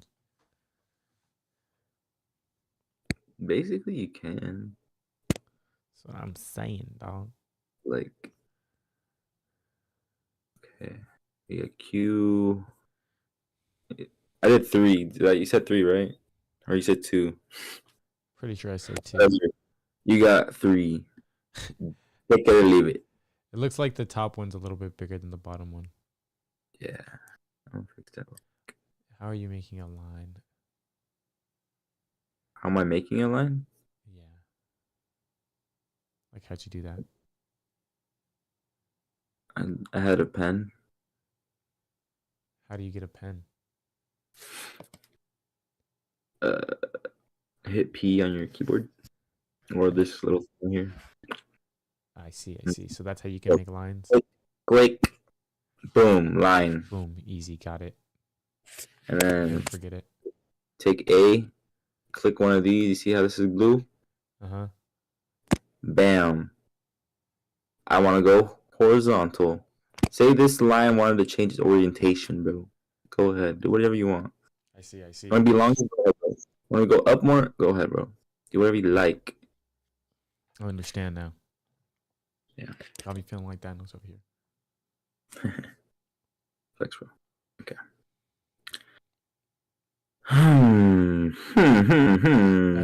Bet. Okay, I'm understanding how to do this a little bit more. Okay, I think that, honestly that answered most of my questions. What that little tutorial? Yeah. Really? Like I didn't know how to change the fucking table or how to move all the stuff, but it's because the little show transform controls was not popping up, and I was like, what the fuck? Oh, but low key, I went to that whole thing and didn't say a single damn word. Oh, bad. It worked out, dog. It worked out. I'll do the reverse since I gotta take off a little column or fucking row. It worked. Yeah. I just needed to kind of know what the fuck I click on the computer to be able to make it, but I get the generalized concept. Oh no way! I was doing that shit. You use the pen tool. You use the little pointy thingy, the little cursor on the bottom that you were using. You use the fucking show transform controls because I didn't have that shit on and it was fucking me up. Bro, I look I saw it as soon as you saw it too, and I was like, bro, what about that right there at the top? Yeah, after you said the green thing, I was like looking up on top to see if I could change anything else, and I just clicked it, and it popped up. I was like, oh, I'm a dumbass. Yeah, because like this top bar right here is like where you look to see like if I like to see where you're at, or like to see like what the fuck, like the op and shit. Like you see how I'm on A right now, and it has like these like lines and shit. So like the pen tool is changes. So here I can make a shape, a path. Those are two different things. Paths are like stencils. Shapes, you can just either do like the outline or you can do like a fill. So that's what I did for the sweats and these right here. I see. So these shapes aren't fill. That's how I can draw a line. I see. There's no fill. But if I go up here, click that. Oh shit, you can't even see that. My bad. Yeah. We're learning to make our own tech packs, guys. These are the latest versions of them. We're trying to get them ready for our next kind of collection that we're making so that we can have a good layout and it's simple, easy plug and play. We can go ahead and send those motherfuckers over to the manufacturers. They can get us our shit straight. Then we can have some dope ass clothes for all of y'all. Especially for ourselves, honestly. I like wearing the clothes. Facts. You want to tell them how dog shit our tech facts used to be? Shoo, bro, they were terrible. Dude, honestly, they just look less organized. But they weren't like, I mean, they worked to get us our first clothes, so fuck it. But yes, but at the same time, it's just like when I look back at it, it kind of just looked like I put a collage together and I wrote words. Pretty much. That's all I did, and I was like, I can see why they sent the shit back, bro. Yeah, because their examples kind of help. Oh shit! My parents are home. Mommy, daddy, mommy, puppy. Hold up. Give me a second. No worries. Take your time, brother. Okay. I'm gonna finish this real quick. Damn, I still didn't say anything. Okay. I'm going to my layer. His tutorials. I'm going to my layer right here, and so normally like you'll be on V, right, and you have this box come up. You can still like make it bigger and smaller, but sometimes I can fuck with like the size of it. So what I like to do is click A, or go over here to your little white arrow. I told you right here too. A. Click on your keyboard A, get a little white mouse, arrowhead, and then you get these like dots here. Like I'll show you. Here's a white one. That means that it's not selected, but it's part of whatever you're selecting. And this one right here means it's selected. So I just click this and just drag it down. I hold shift to keep it straight. It's a little hack. And I let go. And then the whole whatever was like the stroke size and shit like that, whatever it was, will stay the same. I'll show you on a shape. If I want to get back, but that's pretty baseline of it. Bet. Make it bigger. Same thing with the rectangle. Go over to your rectangle. You see the lines. You see how it's like the blue lines on the inside. Mm-hmm. You click on it, and then these dots come up. Click on all of them. They're all white. And then if I want to move that, bada bing, bada boom. Fire. Yeah. Thanks. Yeah. Alrighty. I'll be right back. Look, I gotta go to the bathroom too.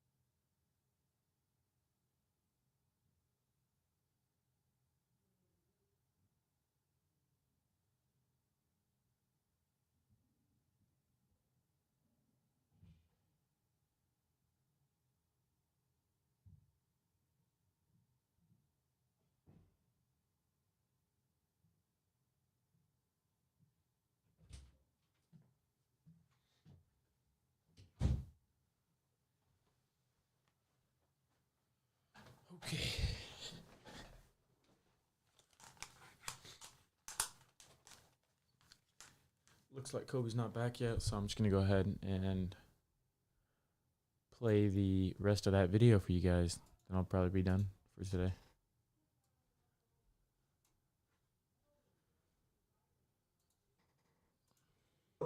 Think of how delusional it is to wake up tired. Yeah. What's the whole fucking point of sleep? It's to wake up rested. But motherfuckers are out here eating at 2 in the morning. That's me. Bro, okay, so you told me yesterday, bro, Yeah, bro. don't do that. Because, like, for example, I'll go do the podcast, then go to the club network, you know, might be with a chick, whatever. Yeah. And we're, you know what, you're hungry? Yeah, I'm hungry too. We go eat, and back to the crib, do our thing, and then I go to sleep. Yeah. But, like, he's saying if I eat that late, I can't process the food like I normally would, right? No. Well, there's multiple scenarios. One, your body only has X amount of energy, right, that it can expend. So the question is it going to expend the energy on repairing your body or expend the energy on digesting the food? It can't do both. So at nighttime, you gotta let your body actually rest. That's why after 6, 7, 8 p.m., you should not be touching food, bro.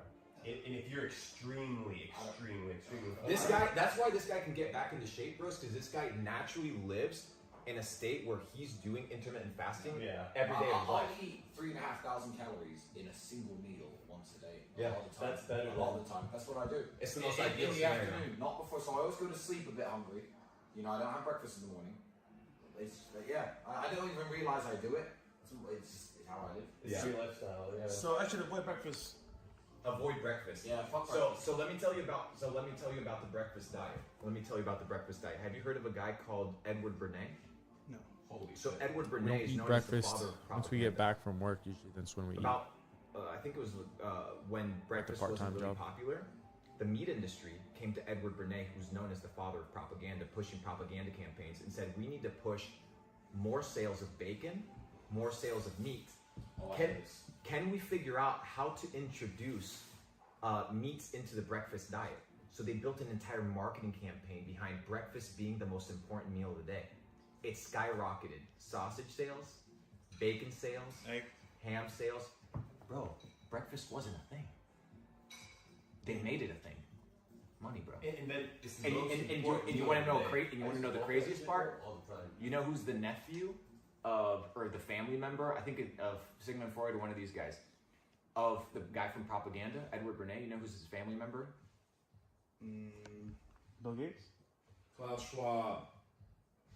The founder of Netflix.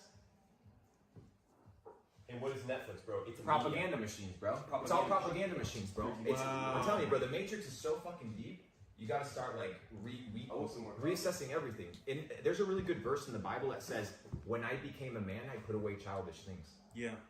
You have to be able to put away things to become the next guy, bro. You gotta become that the next Bible level to verse get is to the crazy. next level, It's bro. about to You gotta fuck me put up for away the the next bullshit for foods. a little bit. You're stronger than that, G. If you can't control what you put in your body, then what can you actually control? So when I'm hungry, what do I do? You ask yourself, why am I? You ask yourself, do I need to eat? No, it's okay being hungry, G. You're not gonna die. So if I don't eat, won't it burn like my muscle? No. It depends.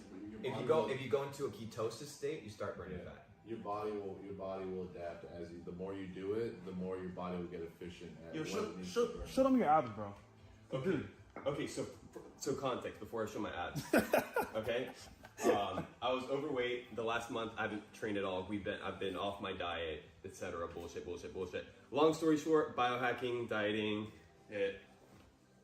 God damn. Yeah. No, pull it proper, bro. I didn't see that shit. And yo, he was fat, guys. He was literally fat, bro. Yo, Tristan, come on, bro. We need some fitness Friday on this shit, bro. No, we do have that. Bro, yeah. Mark my words. I'm gonna be 20 pounds of lean muscle, 1 to 2 pounds a month, and so you can see me in half a year, and I'm gonna be a beast. I was overweight. I could barely touch my knees. Depressed as fuck. Now I can do splits, bro. In 6 months, you do splits? Holy shit, dude. Bro, I had to pull this guy. Context and scenario. I had to pull his revolvers and guns and all this shit from his house because he was suicidal. Wow. Shitty food, shitty diet. Like, bro, poison, bro. Poison on poison on poison. Recalibrated, moved to the island, like reassessed food, chef, diet, nutrition, lifestyle. Boom, 6 months. G. Change. Yeah. Bro, the human That's what we were saying potential is limitless, G.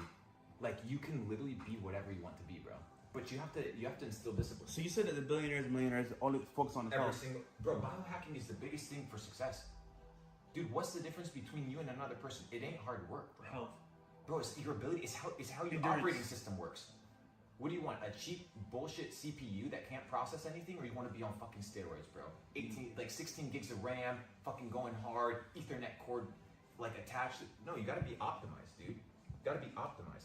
You would. I can guarantee you, you were fucking shredded, and you were healthy.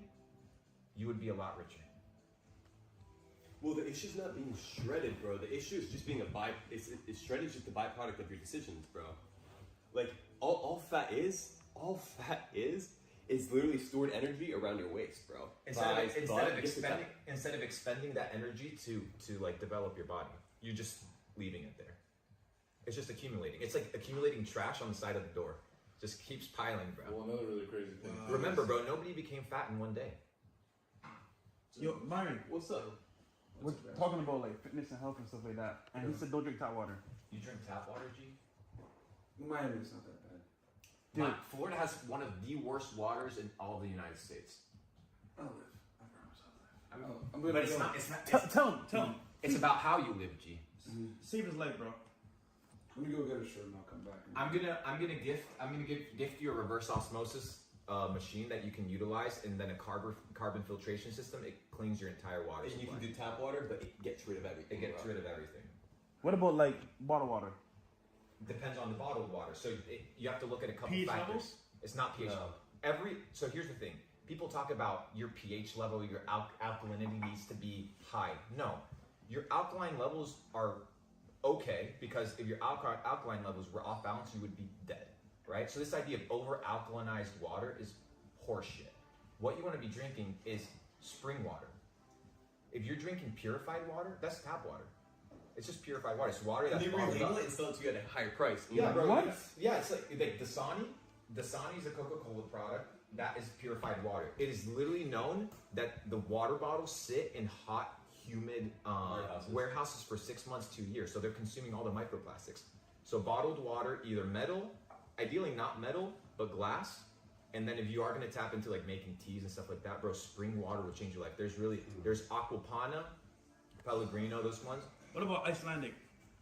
I know the brand. I think that's from like a glacier. I think it's glacier water. I'm not super familiar with that. But then like water like Fiji and certain things like that, gotta play the devil's advocate on those. But what I would say, bro, is what I do is I order on Amazon just pallets of water delivered to my house every week. Dude, Dasani is tap water. It's bottled. poison. No, it's from my city in Calgary. They bottle. It's Calgary tap water. Oh, dude, it's from Canada. The best. Yeah. He just confirmed it with you. Dasani is tap water. Right here, Coca-Cola uses Calgary. This is an old article, so they might have switched it over because it got really controversial. But for a long time, Coca-Cola uses Calgary tap water for its Dasani label. Yeah. You know what's weird about this? They don't teach you this in school. So not only Why would they, bro? not only are you drinking tap water, school teaches you how to be poor. Yeah. School teaches you, bro, but how to be Dead poor. ass. It's an indoctrination camp. Literally. It's an indoctrination Indoctrination camp. Academy. Christian school system, which is how to create laborers, not independent thinkers. That's everything they teach you. Old Prussian system, I think. All of it, dude. Every single last bit of it. And I went through a hellish road to figure all this out. It took me like 2 years, bro. My family disowned me. It was like a really crazy scenario, bro. But you have to go through the path of truth, bro. And like this health perspective, it's the next level of the matrix that you have to unlock. If you want to get to the next level. Because dude, I have mindset, I have like money, I have like status, whatever. But like one thing I told you I need to work on is fitness, because for me personally, like my health is my last kind of like thing I worry about. Yeah. But now it's like, okay, what's the next level? And like, you know, like Thanos has the Infinity Stone. Yeah. Sorry, the Infinity Gauntlet. That's my last stone, bro. So. And you know what, bro? This is what people don't talk about, because people don't understand that people put value on the things that they can replace. Right now, just the and they take for granted the things that they cannot replace. You will not get a new body, right? What you have is what you have. Your body is the greatest piece of real estate you'll ever own. How are you going to take care of it? Bam. You have 2 Lambos. You have a Rolls. What about the fucking Lamborghini? Walking Lamborghini. I need to see you as a fucking walking Lamborghini, not riding in a Lambo. Be a fucking Lambo. You know what I mean, G? Yeah. Yo, where can they find you, bro? At Luke Belmar, and then I'm gonna come in Miami. We're gonna have a good time, bro, and hang out. But at Luke Belmar Instagram. Yeah, Where can they find you, bro? I need to get that water shit. Mr. Belmar. At Mr. Belmar. At Mr. Belmar. Luke Belmar and at Mr. Belmar on IG. No, but if you do, I'll follow you back. I sent you the DM with the I'll guy. follow you. Yeah, it really sucks. I've learned so much about this, man. I Please follow come you, soon. bro. You're a G, Peace, bro. guys. See you again. Let's go. Hey, weren't you the one DMing me today? That's the thing, bro. It's like that. What you see in the corner street. No offense, KFC. I know KFC's different here and stuff like that. KFC. I will join his mastermind eventually. Designed. You should get my first 7 figures. It is tools of the Matrix put in place to destroy you. And there's something. That's why I eat a lot of Michelin star restaurants and things of this nature. And why I only buy like organic cannabis and things of this nature. If it wasn't done with love, why would I consume it? If it's done for profit, right? But that's why I don't vape. These fucking Chinese shops, it's all profit. I would never touch something that's all for pure profit. If it's not done with love, care, and excellence, these are fucking G's. Cigars are great, bro. That made me love. So that's one of my criteria. Is like, bro, it needs to be made with love. It needs to be good. Bro, you need to take care of your body, bro. Ain't nobody gonna take care of it. Like nobody gives a fuck about you, your health, your money, nothing, bro. You gotta check that shit. And no one can police it but you. Yeah. Nobody can police it. And if you can be it's what he said, bro. Like if you get your health in check, everything else lines up. Your mind, your resources, your money, bro. People will admire you more, bro. Everything. You'll look at yourself naked in the mirror and you'll be like, fuck, like I'm a walking machine. Like think about Cristiano Ronaldo, dude. The dude's in his mid-30s, spends $2 million a year just on his body. Damn. Fuego. This is what I realized. I think I shared this with you, bro. I said, the level of the Matrix, I think this epiphany hit me, I think, a few weeks ago. I said, all you need is enough money to be able to focus on yourself full-time. What if your full-time job was personal development? It ain't about the money. Like, I want to become free. So I need to unlock the body, bro. You have to. Look at Neo, bro, from the Matrix, fucking soaring through buildings and shit. You need to be limitless, bro. And you can't be limitless if you're eating chicken nuggets every day. It's just impossible. That's me. No, it was you.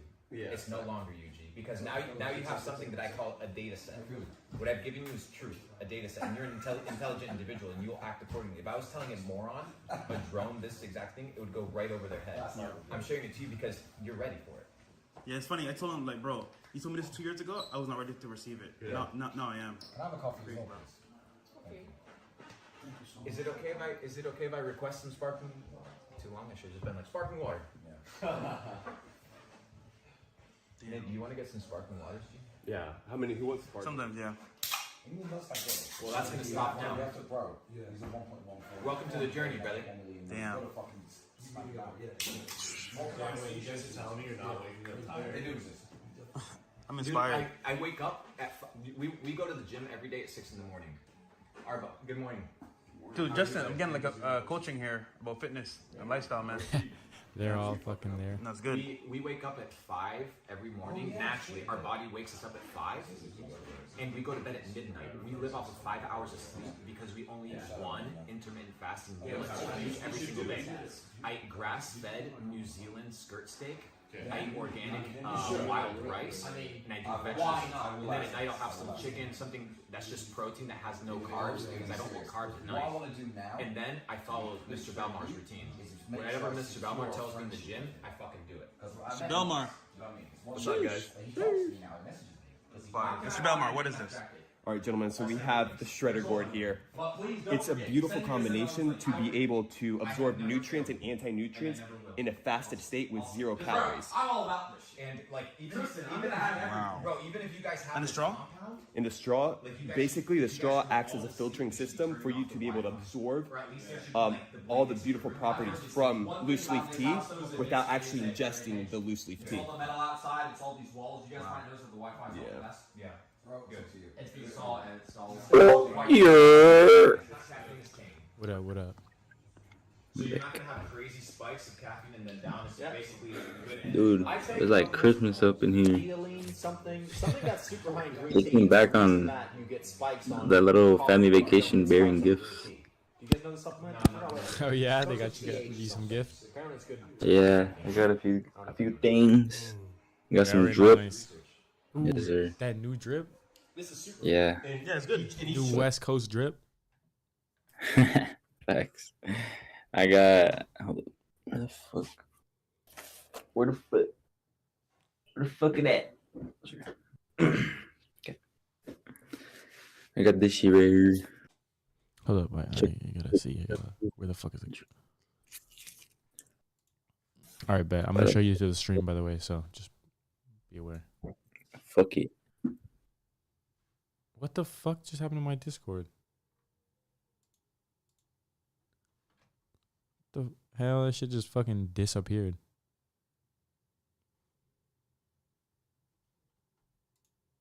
What the shit's just not opening.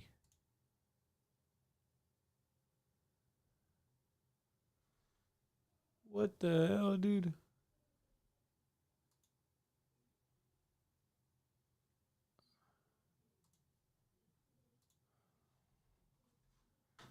Are you serious?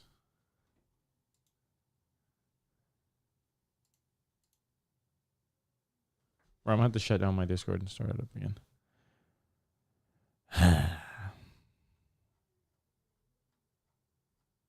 Bro, what? How you gonna tell me Discord's not open when it's not working like that? Doesn't make any sense.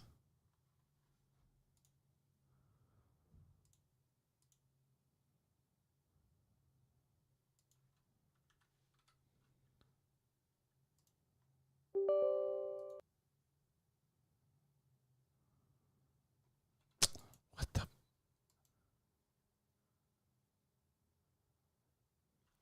I gotta restart my shit. All right, guys, that's gonna be the end of the stream for